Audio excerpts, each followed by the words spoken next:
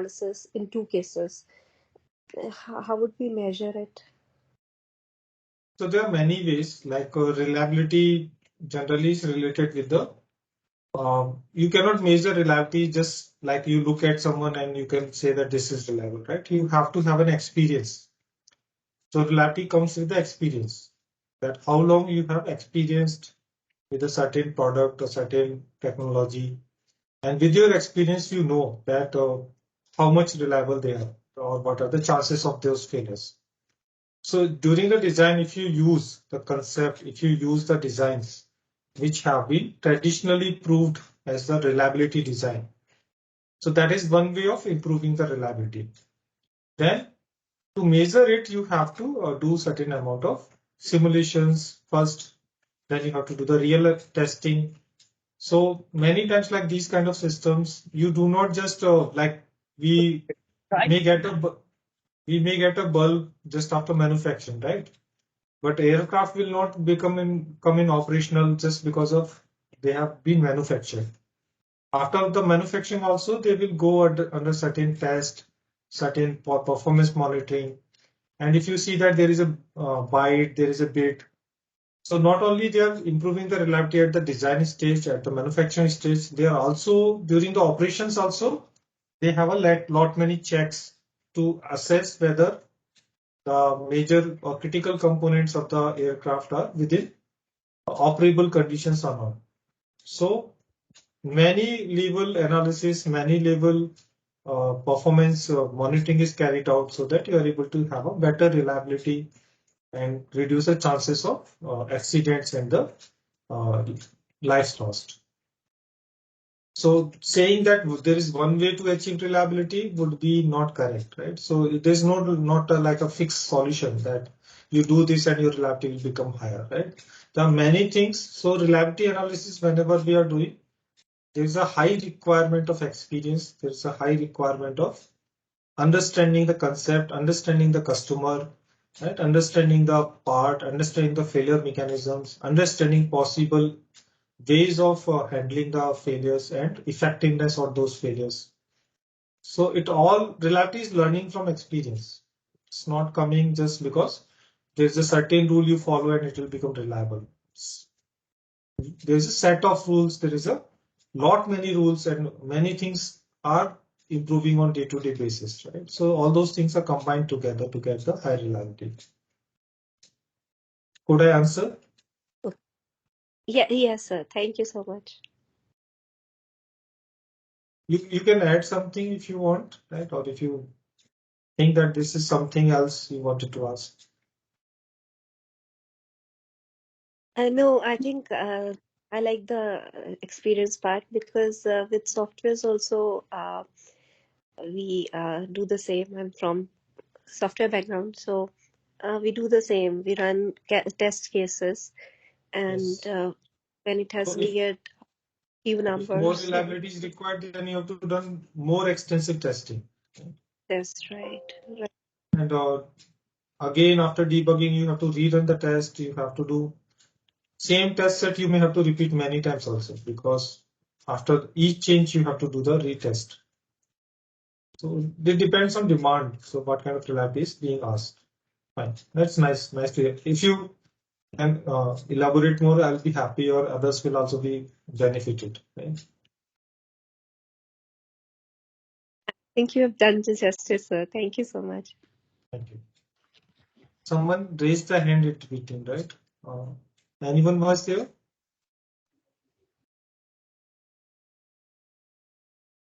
Okay, it's down again.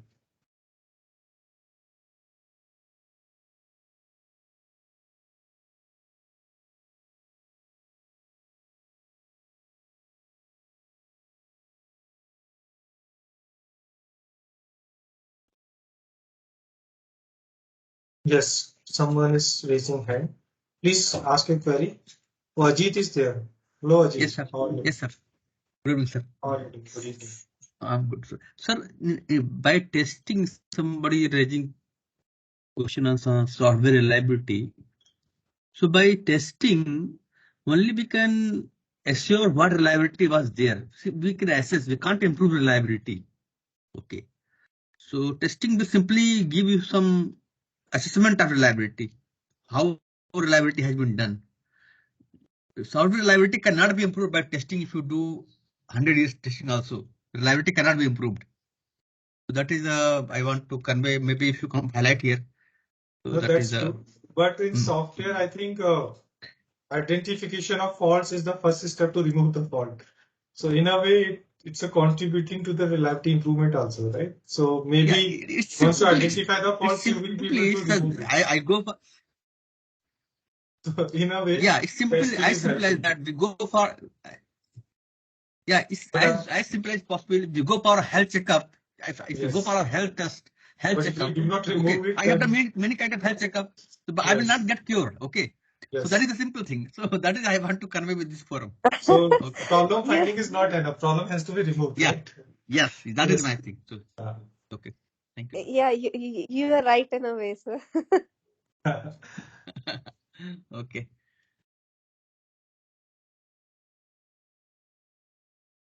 Thank you. Thank you, Ajit. Okay, so shall we continue? I think we can expect all has been written back Yes. because time is completed. Fine. So I think my screen is visible. So we'll try to like major aim for this discussion was that you understand major problem in reliability theory is that people understand the theory or know the theory, but they do not know what is the meaning of the terms, how they are actually related with the practical scenario. So that's where we focus more. Let us discuss more about what kind of reliability terms are there. So first term for reliability is the reliability itself. What is the reliability? Reliability that my time to failure. For reliability, we discuss the random variable is time to failure. That means how much time it takes to fail. So time to failure, if it is beyond my mission time, that means my mission time is, let us say, 10 years. If my failure happens after 10 years, time to failure is more than 10 years, that means my system is reliable. It is not failing in 10 years, it is failing somewhere beyond 10 years. So reliability, whenever we calculate, we are taking this time to failure, which is greater than t. So if we have the distribution of time to failure, we can integrate from t to infinity, right? And this is distribution of time. This will give me the reliability, RT. I think it must be there. So we are not getting presentation. Not getting? Okay. Is it for same all? I think it is should be Yes, displayed. sir. Yeah, It is. it is It shared. is visible. Yeah, it Yeah, is visible. I think it is visible because it's showing the red line. It is showing Yes, the yes. cross sign also. Maybe you might have highlighted some other screen. Just check. So reliability we can calculate as t to infinity. So, but unreliability is the cumulative distribution, right? That means from 0 to t. So if time to failure is below my mission time, that means system is unreliable because it is failing without completing the mission. So Ft is considered as a probability that t is less than t, right? And Rt is 1 minus Ft. PDF, what is PDF? PDF is the probability density function. Probability density function is nothing but the differentiation of this Ft with respect to time. So if this cumulative distribution Ft is the cumulative distribution, if we differentiate with respect to time, we get the PDF. So PDF in a way is telling that in per unit time, how much is the failure probability. So if I have, let's say, delta t time here, right? So in delta t time, this, let's say my Ft is same. So in the time period of concern or per unit time, how much is the failure probability per unit time? That is my Ft. So if I multiply with time, I will get the probability of failure. If I take Ft into delta t, I will get the capital Ft. Capital Ft is the probability of failure. Okay. So higher the Ft, I'm expecting that per unit time failure probability will be higher. So if I'm having, let's say, something like this, right? Let's say Ft is like this. Excuse me. I think Yes. now there is an issue with the slides. Yeah, I think so. Okay. Now I don't see the red line. Yeah. Yeah. Okay.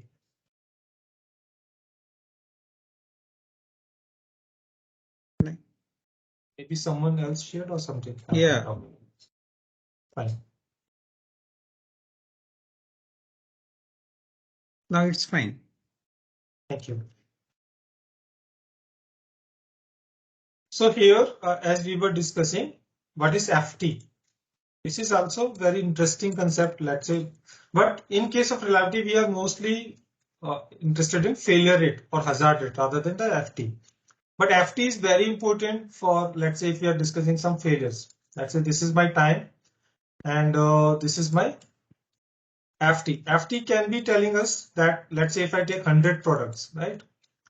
So I produce 100 products, then let's say FT is per unit time here. So within, let's say, first week, 1 week time, I got, let us say, 20 failures. Like in second week, I got, let's say, 18 failures, right? So same way, this is telling me that in per unit time, how much failures per unit time how much is the probability of failure, right? So this is 0.2 per week, right?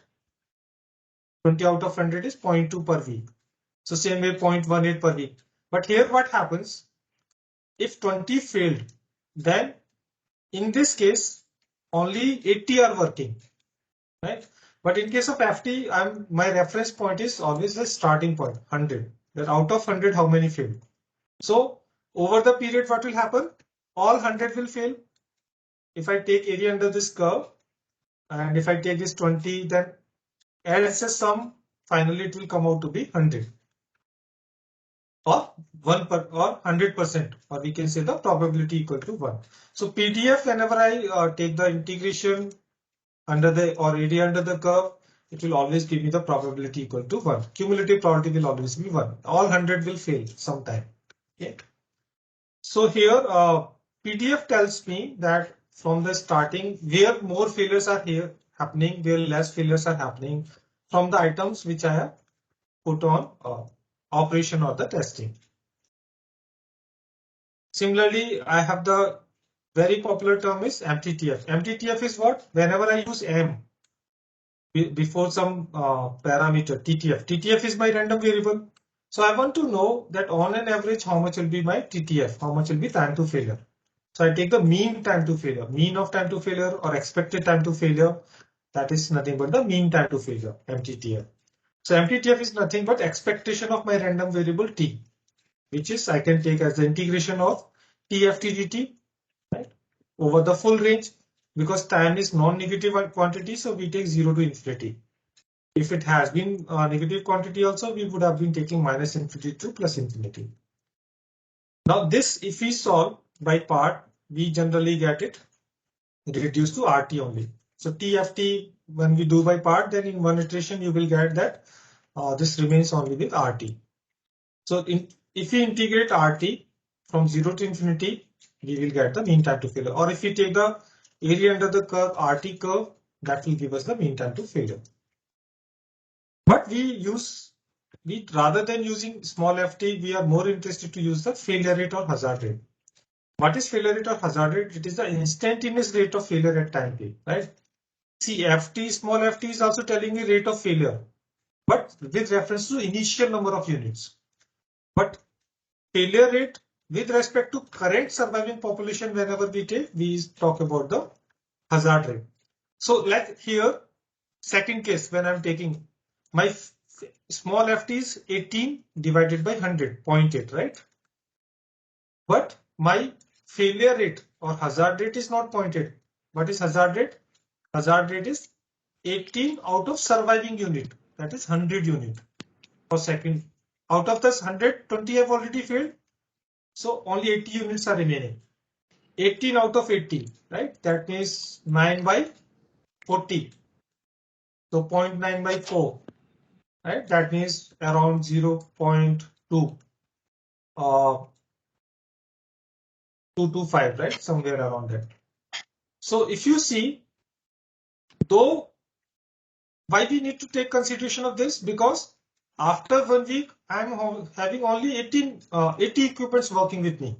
So I'm concerned about the reliability of those 80 because 20 has been failed and when it have gone out of the population.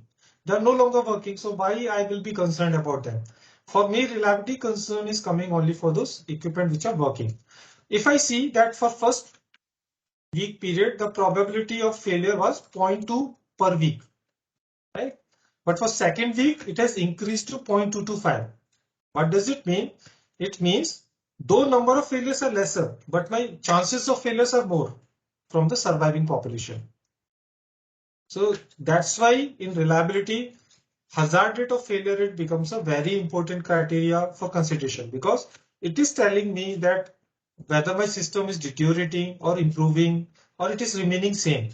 In this case, the per unit time failure probability has increased. It has become 0.225, which was 0.2. So that means my failure rate has increased. That means the system has deteriorated. And because of that, my chances of failures have become higher. But small ft was not giving me this information. Small ft was telling that my number of failures are decreasing. Right? So it is not telling me exactly that at my concerned period of the time or at my time of looking whether I'm able to get a good performance or whether the system is weakening. So that's why in reliability, we study failure rate more and we try to focus less on small FT. Any queries about it? And I don't know why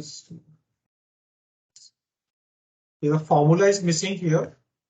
So I'll say that failure rate or ZT or hazard rate is equal to ZT is equal to small ft divided by RT. Okay. What does it mean? That is small ft is out of the initial population out of 1, but ZT is only out of the surviving unit. So that's why RT get divided and FT divided by RT gives you the failure rate.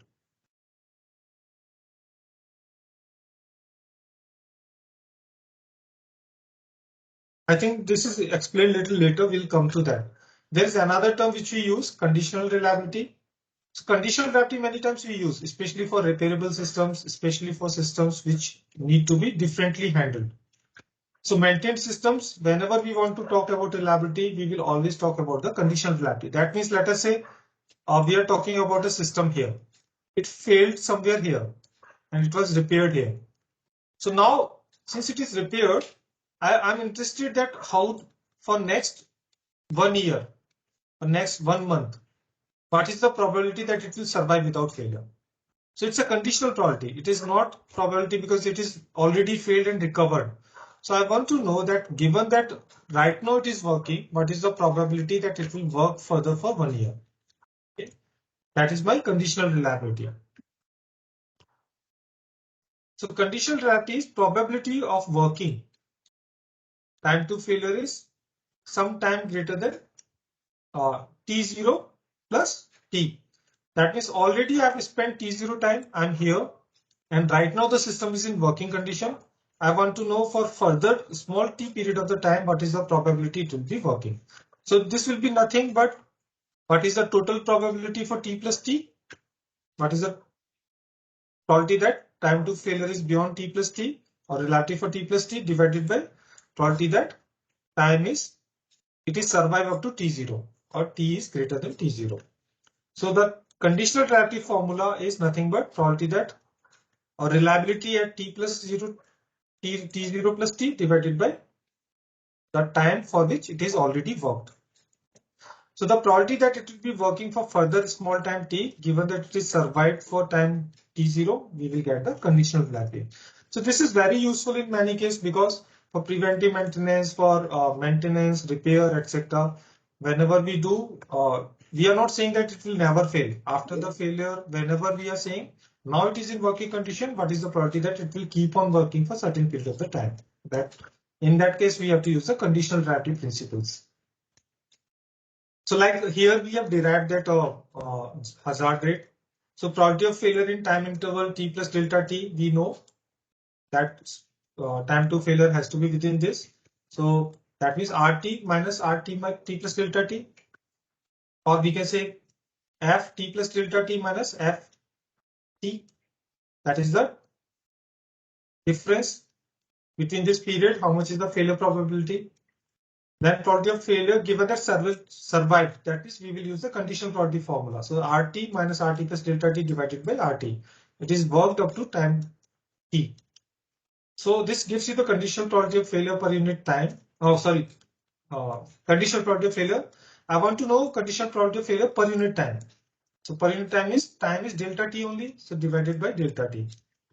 And if I want to know instantaneous, so I'll say delta T tending to 0.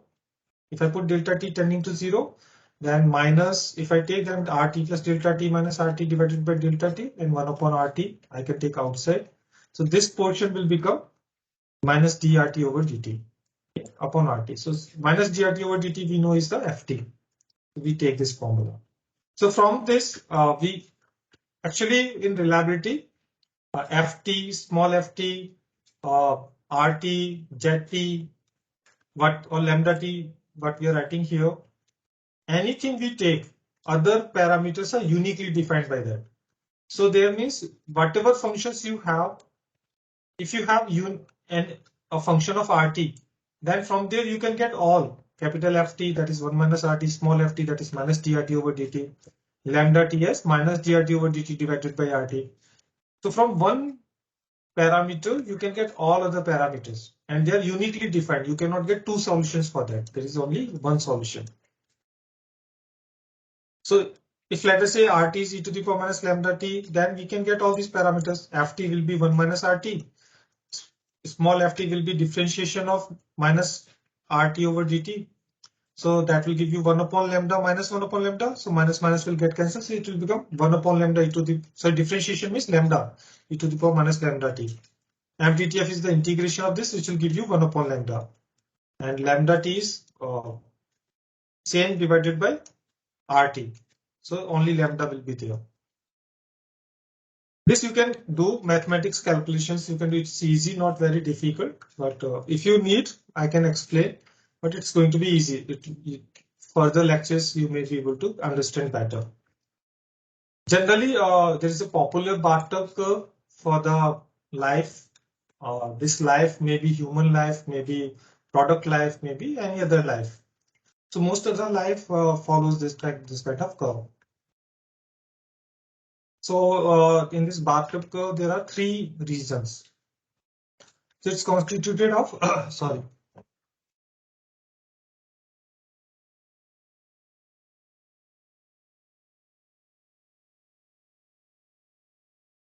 So bathtub curve is consisting of three different kind of failure processes. One is the early failures. Early failures are happening because of the product weaknesses. Product weaknesses which are there either due to the poor design or this is there due to the poor manufacturing or poor part quality. Then there is a random failure. Random failure are the chance failure. That means what? Even if you do everything correct, but still there because of the natural variations, because of the natural reasons, accidents, etc. Some sort of random failures can happen. Then there is a wear out failure. So what happens? Nothing is having the infinite life. Everything which is aging, with the age, the things are supposed to degrade. And once they're degrading, then chances of failures are rising. So we have the increasing curve here.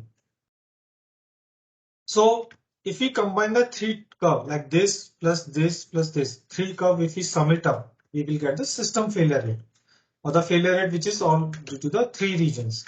So if we combine, it will look like a bar tub like this. Initially decreasing, then almost remaining almost same, then it is again rising, right? So in initial period, early failures are contributing more because they are happening because of the weaknesses. In normal uses life, what happens that failure rate is remaining same, not changing much. Degradation is not happening.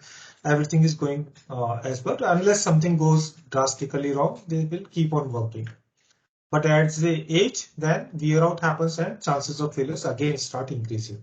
So same is applicable for human life also. Like if we see the child deaths are highest, the infant mortality is the highest contributing factor to the failures. Many babies do not survive. As technology has improved, the infant mortality rate has come down, facilities improvement, better knowledge and better facilities, it has come down, but still it is very high. But when we cross somewhere around the age of 4 years, at 5 years, then 5 to 35, 40, we see the useful life. That means this is the period where anyone loses the life, but loses the life for anyone can happen. It can happen with anyone. We cannot say that because of certain wear out mechanism it is happening. It is not age related. So those are the causes which are independent of age, but still can cause failure. But later on in the age, after 40, 50, 60 years, then some sort of system weaknesses happen for the human being. Similarly, things happen with the different equipment. Like if you're using TV, if you're using ACs, etc., they will work initially. Installation duration, we have to face sometimes problems. Most of the people face problems, but once they are installed properly and started working properly, then we will have the I think for 7-8 years they will work without much problem. But after that, they start again giving the problem. Sometimes fan will fail, sometimes fins will fail, sometimes gas will leak out, right? Sometimes gas leak out, etc. will generally be in the useful life. But wear out generally will happen like your condense this different items or parts of the machines will start failing. So let's say if we have a TTF which is compressor, then we want to know the 100-hour reliability. So if I want to know 100-hour reliability, what we have to do? We have to integrate FT from 100 to infinity, right? And that will give me the reliability. So I can get, if I integrate this, what I will get? I'll get 1 upon 0.001 T plus 1, right? This is my reliability. And once I put T equal to 100, I will get the reliability 100 as 0.909. It's a simple integration and then applying the values. Anyone who has difficulty with this? Integration of FT will give you, because the T is multiplied by this, so this will get divided by this, and this is power minus 2, so this will become power minus 1, right? We will have this RT. Similarly, if we take another example, that one function RT is given like this, another function RT is given like this, and we want to know the MTTF. MTTF is integration of RT from full range. So for this, we know this is exponential distribution. It is given as 1 upon lambda. So 1 by 0.002 is 500 hour. And this, if we integrate from 0 to, because infinity it will not go, it is defined only up to 1000. So we will integrate from 0 to 1000. And when we do, we get a 500 hours. So if you see, though reliability curves are different, still they may have the same MTTF. But if we calculate reliability for 400 hours of operation, the first system gives me reliability of 0.449, around 45%, while second system gives me reliability of 0.6, that means 60%. So that means my second system is better if I want to operate it for 400 hours. However, the MTTF is same, but still the reliability is not same. So if we want to compare two products only on the basis of MTTF, then if they have a different distribution, then there may be a problem. If they follow the different patterns of failure, then this may be wrong to compare two equipments based on the MTTF. But if they follow same distribution, similar pattern, then MTTF may be good suggestive of the reliability. Similarly, if we take hazard rate functions given to us, then we want to know the design life for 0.98 reliability. What does it mean? We want to know that what is the time for which our reliability will be 0.98. That means the time for which reliability is 0.98. So RT has to be 0.98, right? So this RT is what? RT is e to the power minus integration of lambda x dx. So lambda is 5 into 10 to the power minus 6 x and dx. Integrating this will give you x square by 2. So this will become x square by 2. By 2 means 5 will become 2.5, right? And if you apply limit from 0 to t. For 0, this will be 0. So only t will be there. So this will become t squared. Right? Now we want to know that for 0.98, how much will be the time. So I'll put RT equal to 0.98. So this will become equal to 0.98. Right? So I'll take log on both sides. So this will become 0.25 minus 2.5 into 10 to the power minus 6. T square will become ln of 0.98. Then again divided by 2 minus 2 into 10, 2.5 into 10 to the power minus 6. I'll get the t square. So value of 2 with t will be square root of this. If I solve this, I get the around 90 hours. So we can say that I have the approximately 90 hours design life when I'm trying to get the reliability of 0.98. If my reliability target is relaxed, then design life will be more. If I want to do 0.95, then this will become 0.95 and I will have the new value, which will be higher than 0.90 hours.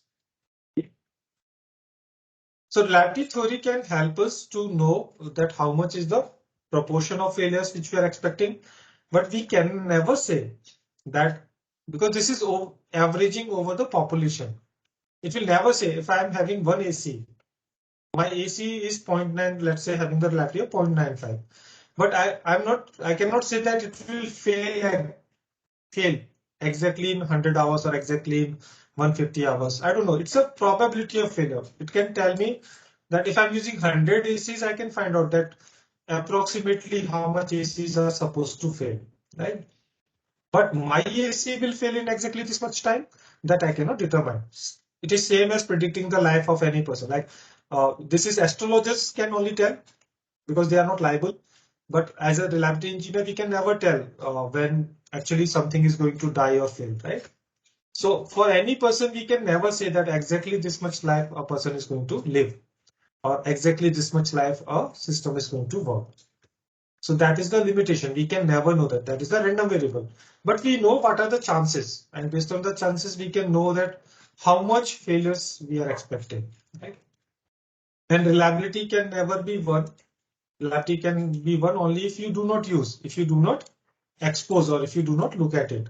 So like we say that if you do not want to see the failures, you will not see the failures. But if you are watching, then this can never be 100%. There is always a chance of failure. Okay. Similarly to this, like anyone has queries with this, I think I'm going a little faster.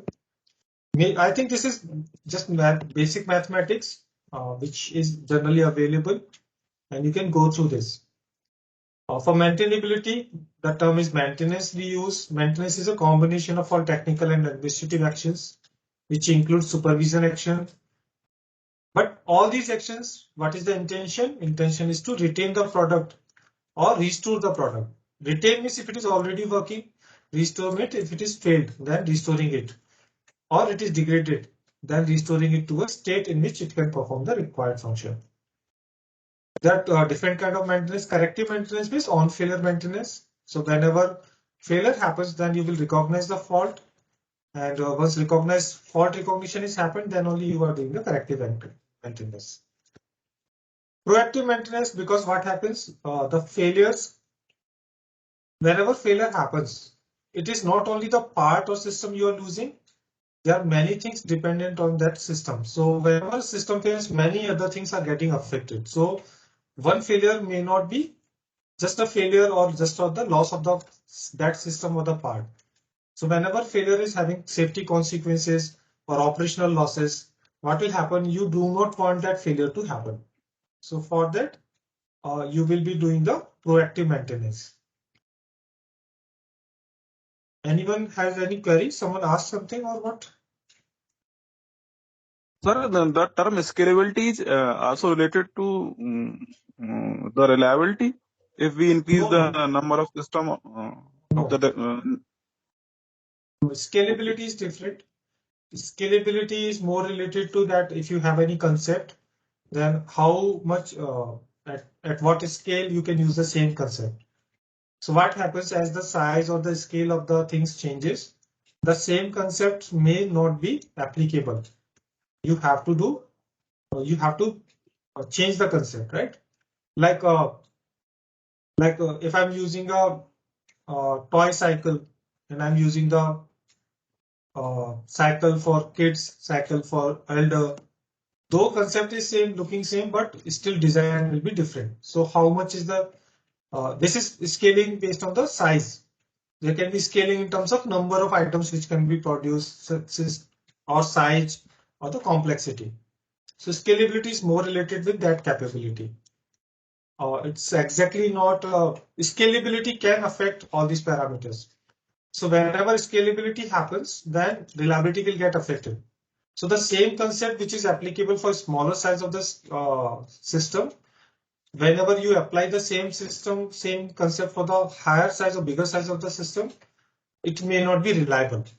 It may fail more frequently. So you may have to do different things than what you have been doing. So if system is scalable means the same concept you are able to extend it for the higher size without losing much of the reliability, maintainability, or availability part. Is it okay?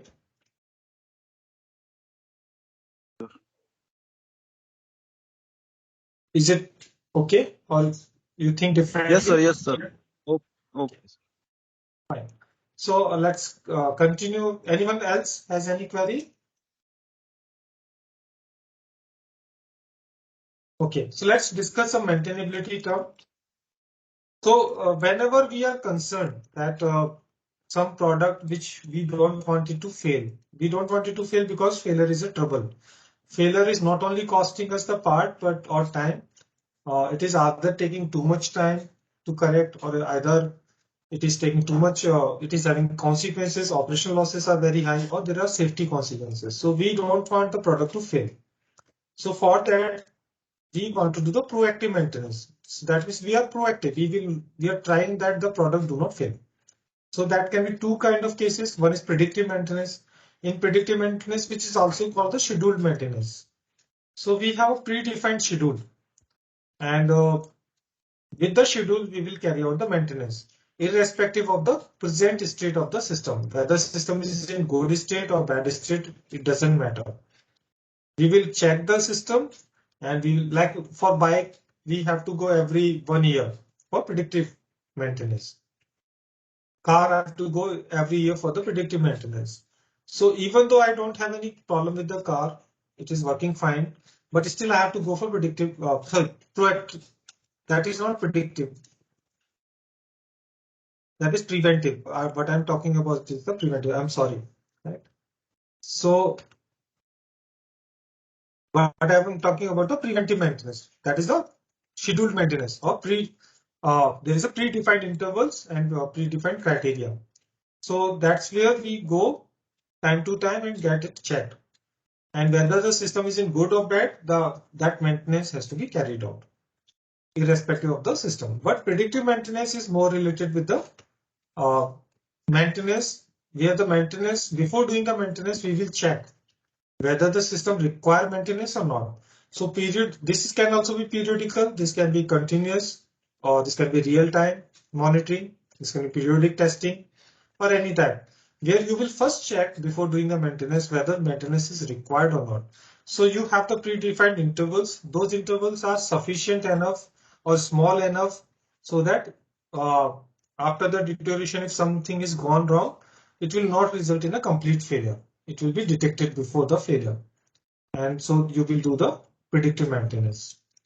So whenever performance is lost beyond a certain threshold, whenever you are doing the checking, then you will do the maintenance or the repair. But in preventive maintenance, you will not be depending on that. You will be doing the maintenance at the defined interval level. You will do the replacement or repair as per earlier decided criteria. Maintainability, as we discussed, if T is the random variable representing time to repair. So in maintainability, in reliability, we wanted time to repair to be beyond time, right? But in maintainability, we want that time to repair. That means repair happens within the given target time. So it is the probability that my repair is completed within target time, small t. So it's a CDF. Okay. And mean time to repair is same. We can take the expectation of this and we can get it. And repair rate is the similar like what we use for the failure rate. Right? This will be the PDF divided by the PDF is HT and divided by 1 minus CDF. CDF is HT, so 1 minus CDF is 1 minus HT. So this becomes our repair rate. So it is giving me the conditional probability of completing the repair unit in time interval T plus delta T. Right? Given that it is not repaired already, right? 1 minus HT is what? It is not repaired already. Okay. So like say if we take an example that if PDF is given like this, T square divided by 3 triple and defined for 1 to 10 hours. It will never take less than 1 or more than 10 hours. So what is the MTTR for what is the HT? So that a repair will be completed in 6 hours. So HT is T less than 6.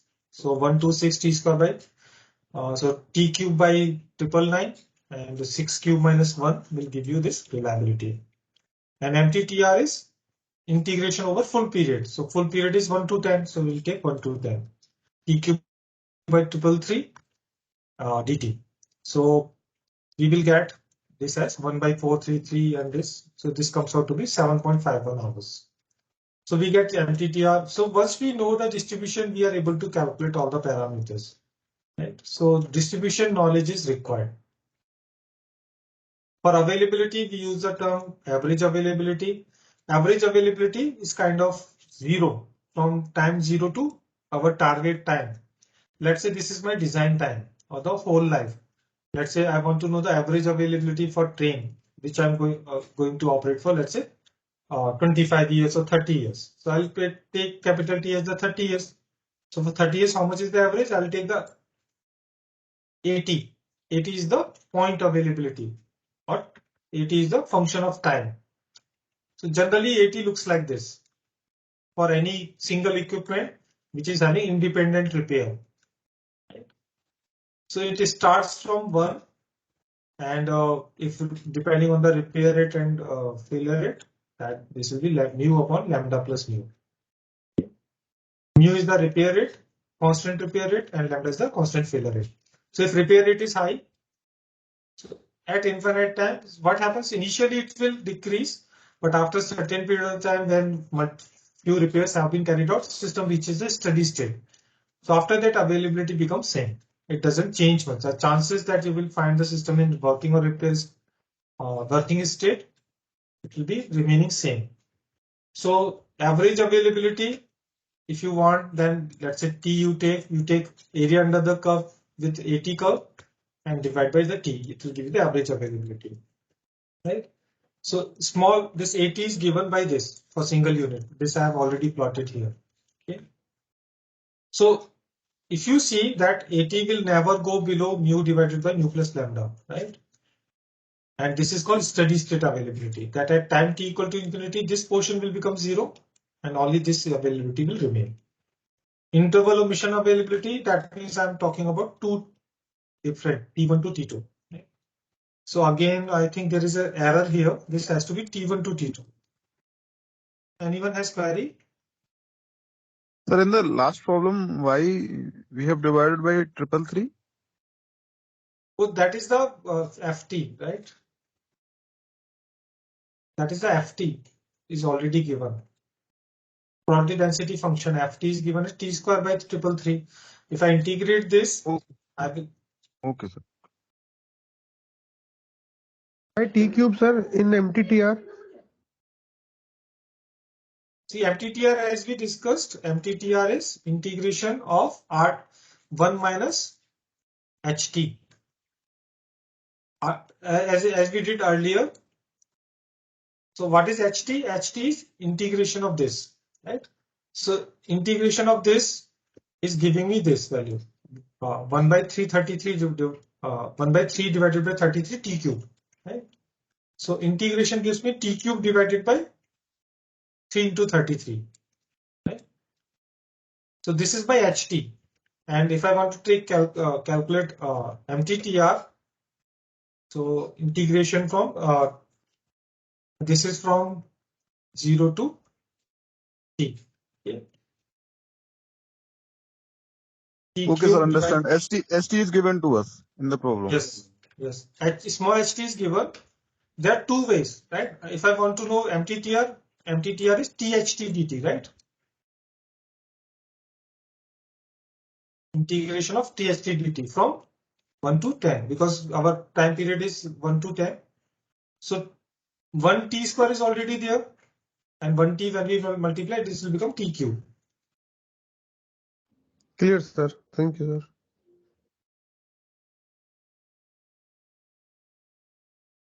And so same way we can get interval availability and steady state availability. As we see, this is mu divided by mu plus lambda. And what is mu? Mu is 1 upon MTTR, and lambda is 1 upon MTTF. Okay, so once we use it, then this will become 1 upon MTTR divided by 1 upon MTTR plus MTBF. When we solve, this will become MTBF divided by MTBF plus MTTR. So we can say that inherent or steady state availability can be higher if MTBF is higher, that means reliability is higher, or MTTR is smaller, that means maintainability is higher. Right? Higher maintainability means lower MTTR, and higher reliability means higher MTBF.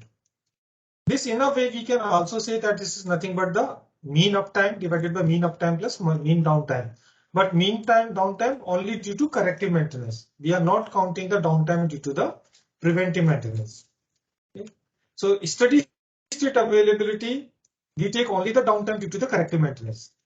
And that also does not include the downtime due to the part unavailability or due to the, like if you're going to, let's say you're taking your bike to the repair, then this downtime is only the time actually taken in the repair. It does not include the time which you are waiting in the queue, waiting for your bike to go into the installation to the repair channel and get it repaired. And if the person requires the part, then he's waiting for the part. All those are not counted. Active maintenance time will only be considered as the mean downtime here in the inherent or steady state availability. Yeah. When we consider achieved availability, then we consider not only due to the corrective maintenance actual downtime, but we also consider the downtime due to the preventive maintenance. But again, we are not considering the administrative time here. That means the time spent in queue or part unavailability. Okay. So here, rather than MTBF, we are using mean time between maintenance. That means how frequently we are doing the maintenance. So 1 divided by frequency of maintenance will give you the mean time between the maintenance. So higher the mean time between maintenance means less repairs you are doing, whether it is on failure or whether it is preventive maintenance. Okay. So between two maintenance actions, whether this is CM corrective maintenance or whether this is preventive maintenance, between any two maintenance action, how much on an average time you are spending, that is your kind of operational time, uptime, right? And during the maintenance, how much time you are spending? You are spending the time either due to the repair time which is required for failure or repair time required for the preventive maintenance. This is called achieved availability. Here again, you are not counting the administrative time, but actual availability which you see from the operational point of view is not only time lost in corrective maintenance or preventive maintenance, but also the time which is you are losing losing due to the administrative maintenance. Because I have to take my bike from here or the car from here to the service station, then I have to wait for the repair. Then if part is not there, then he has to get the part. Everything has to be done. So though active repair time may be less, but for me as a customer, this is the time I have lost. Right? So operational availability is considering all those failures into the account. All those times into the account. As you see that to increase reliability, what we are doing more preventive maintenance, right? So wherever preventive maintenance time is counted, like in operational availability and achieved availability, they will come down. If the moment we desire high reliability from our system, we have to go to more frequent preventive maintenance, right? So because of that, our operational availability and achieved availability will be affected. But this other availability, that is our inherent availability, that will not be affected because that is not affected by preventive maintenance. That is affected only by the corrective maintenance. So effectively, this may actually improve. Steady state availability may actually improve because your failures are lesser. So we have to see which availability we are talking about, then only we can discuss. Now let us say if we take an example for availability versus downtime. So mean downtime will be nothing but the unavailability multiplied by 365 days, 24 hours and 60 minutes per year. So if your availability is certain value, then you can calculate how much will be how much is the downtime for 1 year in minutes using this formula, right? So availability requirement is many time for signaling system is around 99.9%. So that is 0.9999. So 1 minus ASS will become 0.0001 or 10 to the power minus 4, right?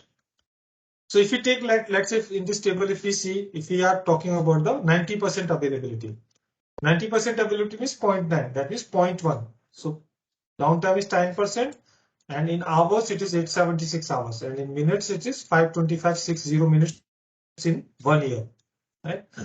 For 90%, it should become 5256 minutes. 99.9% availability, this will come down to.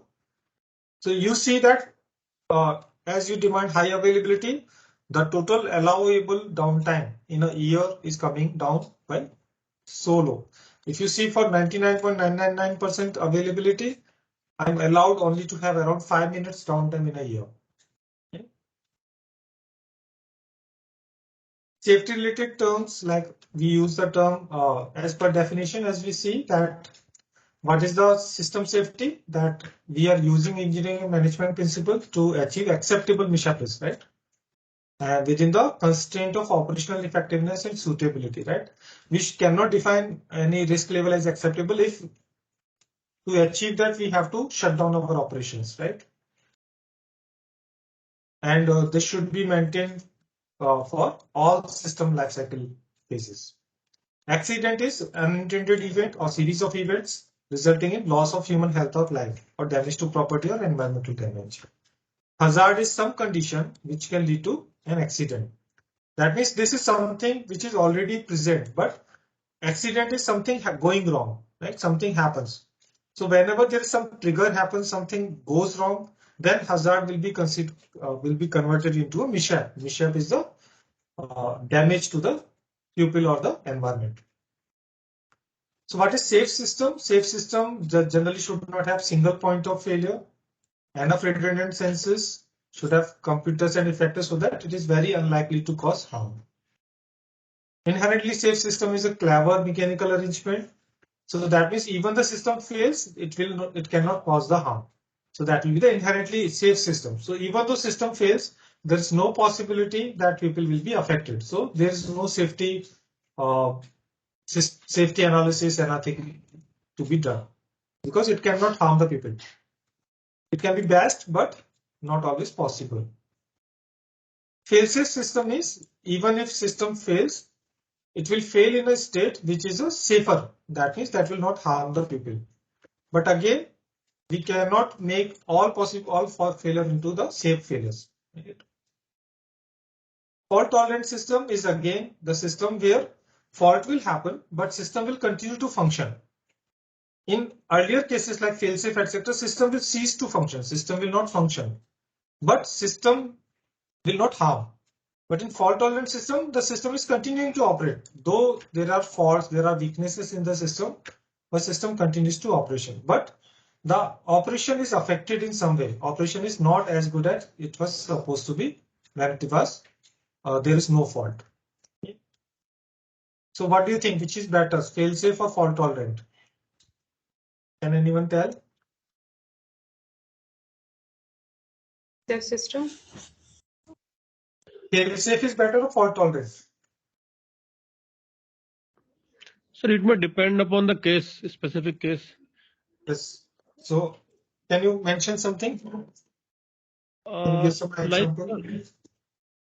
like for example, sir, if I have a weapon and it should not misfire, and then maybe fail-safe is the prime responsibility. Fault tolerant may not be that level requirement, but fail-safe is the prime requirement. And Yes. in case of a critical system where a system is supposed to perform the availability need to be very high. In that particular case, maybe fault tolerant requirement is of high priority.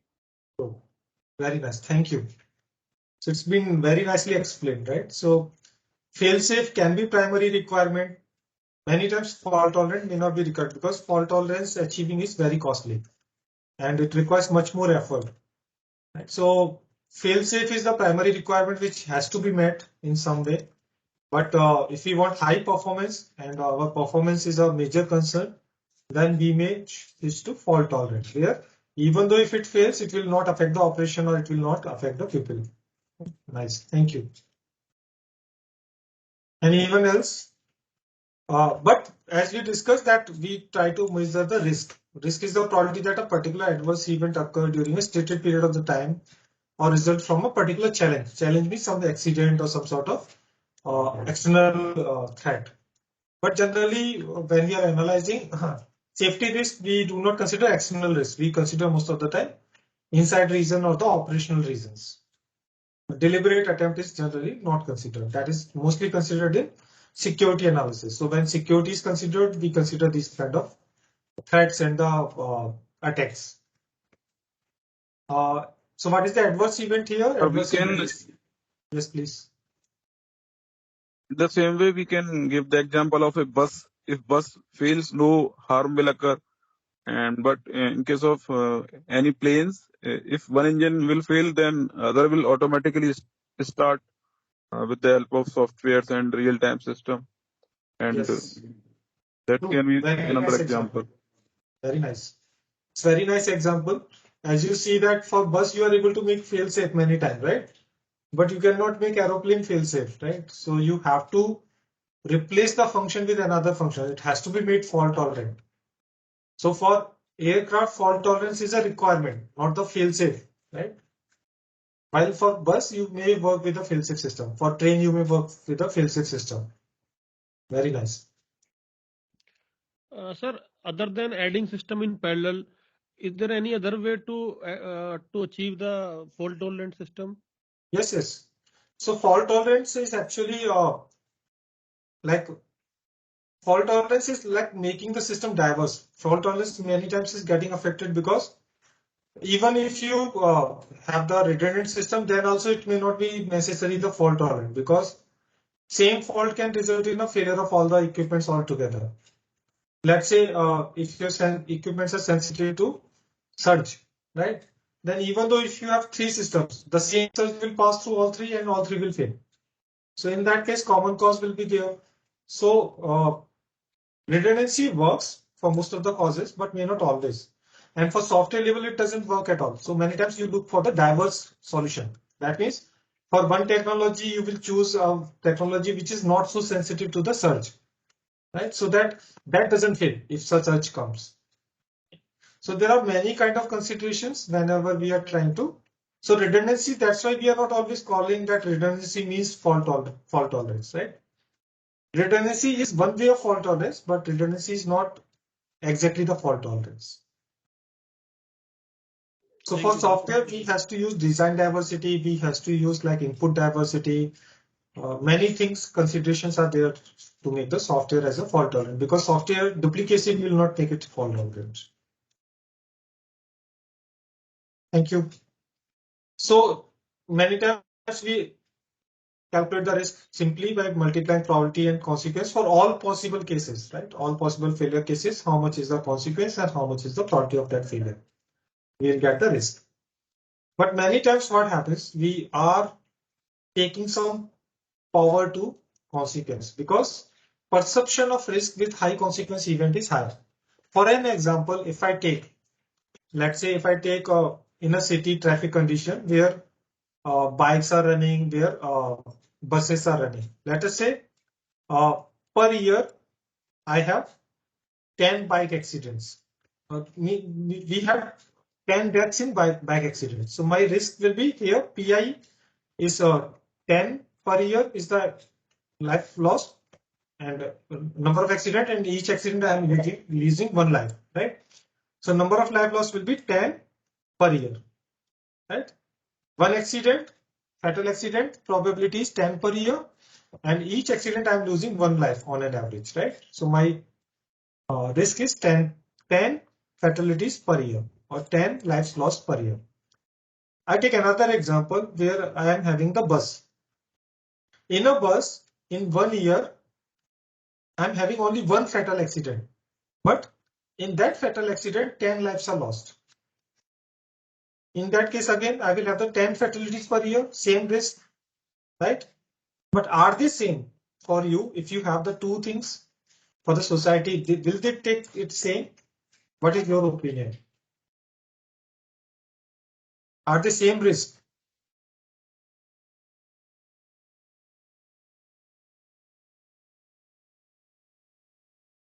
Anyone? Sir, I have one more doubt that distributed system are fault tolerance or not? Because in case of distributed system, let us suppose there are 100 system and 5 system will fail, then 95 system will take the work of the in place of 100 system, 95 will work. And the 5 system which are fail, their workload is taken by other systems. Other systems, So yes. this will take as example of this fault tolerance or not? This is again making it more reliable. It is redundant system. I will still not call it as a fault tolerant system. Still, there is a possibility that one fault will come and all will shut down suddenly. All 5 systems can fail. So with this, what has happened? Your reliability is increased because there is a redundancy in the system, and because of redundant systems, chance one system failure is you are able to replace with another system. So one system will get down, which will not be no longer, or it will go under repair, while other systems will take the whole load. While it was shared load earlier, right? But generally shared load requirement is done so that all the systems are all the time working. Otherwise, that requirement might have not been there. So this is more likely from the operational aspect that you have put such kind of system where all the systems are working. Some are in primary, some are in secondary. So when primary fails, you will switch on to the secondary systems. But again, as I say that in such cases, many times, some faults, some primary system when they fall, it may be sometimes the case where secondary also fail along with that, right? Because of certain weaknesses. So in that case, it may not be the fault tolerant system. It means completely not, but we can say some sort of fault tolerance is there, but it may not be complete fault tolerance. So distributed systems are supposed to be having more fault tolerance by improving the redundancy. Okay. Is it okay? Okay, sir. It's not answered. Okay. Or you have something else? I think if we have some time, maybe this is second last or last slide, right? Still you can ask or discuss. Just let me complete this. I'll for this slide, as I discussed, which risk is more for you or both are same? What is your opinion, all of you? Sir, we have already discussed like risk is a product of probability then multiplied by And the consequence. consequence. So Right. in these two cases, I suppose it seems to be same, sir. Same, right? Same risk, right? But what happens that if you look at the society perception, the accident which is having 10 deaths, right? They will be immediately highlighted. And what will happen because of that? Society will be having a larger concern and a lot of scare will happen. So the accident in which because multiple deaths when they happen, multiple fatalities when they happen, then more people are suddenly getting affected together. So it results in a scenario which is less desirable. So many times, though risk is same, though we should use the risk formula like this only, but many times we try to give more weightage to the consequence. High consequence will be given more risk weightage. So in that case, we will use some power to here to the consequence. Let's say if I use 2 power, though 2 is not used, but let us say if we take 2, then in first case, probability is 10, so probability will remain 10. Consequence is 1, so consequence is 1. It will remain 10, right? But in second case, the probability is 1, so it will remain 1. But consequence has become 10 squared. the total risk will become 100. Right? So what will happen, because though risk was supposed to be same, but because of the society perception having the higher risk with high consequence events, we many times can use this non-linear risk. It is not required, but if there's a high perception risk you have to counter, you may have to take some power to the consequences. Residual risk is if you like, once you identify the risk problems, then you will implement some sort of safety methodologies, risk control measures, and whatever remaining is the residual. Risk analysis, we will systematically do all analysis in which first we identify the hazards, then we try to find out how all these hazards will be tackled. And once we find out then how much is the risk in each hazard, how much is the probability of consequence, and how much is the consequence, that will give the risk. Generally, system design we do based on the risk analysis. So here we try to ensure the safety by doing the risk analysis. So generally, many times we do hazard analysis and we are satisfied. Many times we have to prepare the risk model and calculate the risk to identify the whether it is safe enough or not. Some references which I've used here is mentioned here. So that's all from my side. Queries are invited. I'll be happy to interact and learn more from you.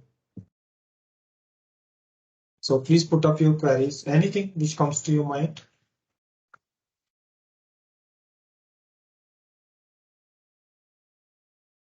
Sir, I am very thankful to you, Professor Goyal sir, for giving this very interactive and very knowledgeable session from your side, sir. And as well, Professor Srivastav sir, for giving me this opportunity to attend this FDP. Though I am belongs to computer science field, but as you know, nowadays the students are doing the projects of hybrid computing, in which it specialist of or team of mechanical, electrical, electronics expert as well as system sciences are required. So this FDP will help me more to gain the knowledge. That's why I am attending it. Thank you so much. Thank you for listening, and thank you for interacting. Thank you. Anyone else?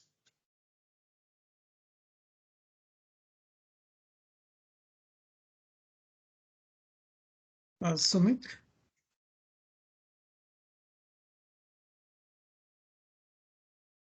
Sir, any query? Still, I know you no, were interacting in the entire session.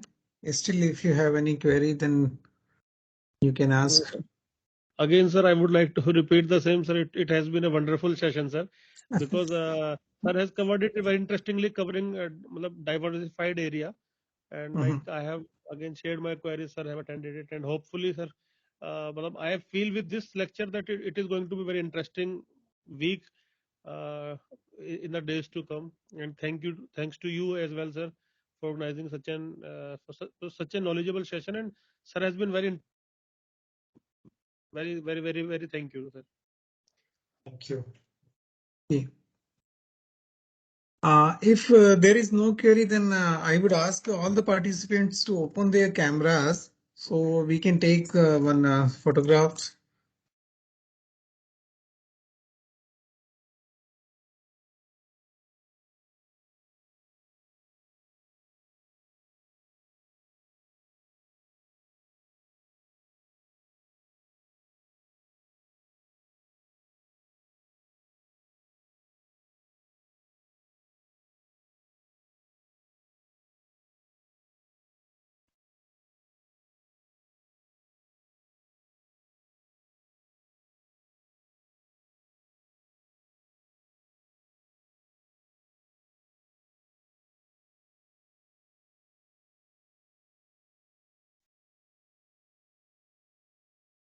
Vijay, is done?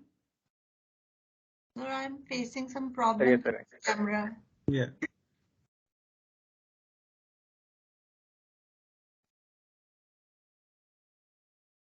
Thank you so much. Yeah. Thank you. Thank you. So once again, I would like to thank Professor Goyal for spending the time for this session, and the participants for listening the session for the very patiently. So tomorrow, once again, we will meet at 7 o'clock, 7 p.m. and the topics for the probability theory and the reliability modeling. Professor Goyal will also only deliver the session for the tomorrow as well. And I would like to share here, Professor Goyal will be deliver the session in offline mode as well on 24th and 25th, 23rd and 24th of February at NIT Delhi. Yeah. Thank you. Thank you very much. Thank you, everyone. Nice. Yeah. Thank you, sir. Thank you, sir. Okay, thank you, sir. So, Thank you, sir.